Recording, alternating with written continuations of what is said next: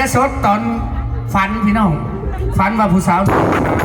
แล้วเลยเสียสดตอนนั้นอันนี้เห็นยังสดอยู่เจ้าผู้เชื่อเคาะเบิ่งก็ได้อาจารย์ข้าสองนักสามจ้วดอาจารย์เฮ้ยมาเลยได้รับไปเลยเวทีมหาชนเนี่ยเวทีมหาชนจะเป็น โอ้ยเสียก่อนคือเสียแต่น้องดูไซน์น้องสีก่อนเลย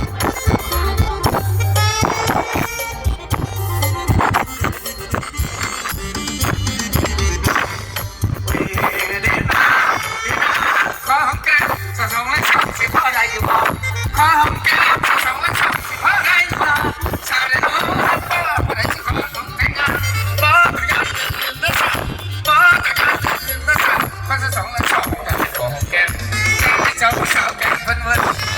เจ้าสาวแกเพิ่นเพิ่นเพิ่นเพิ่นบอกสักคำสองภาษาเจ้าอยู่บ้านเขตทินแดนนะเจ้าอยู่บ้านเขตทินแดนได้กับผู้สาวกระโดดขับให้ในน้องใจใส่ห้องนักเป็นหัวก่อน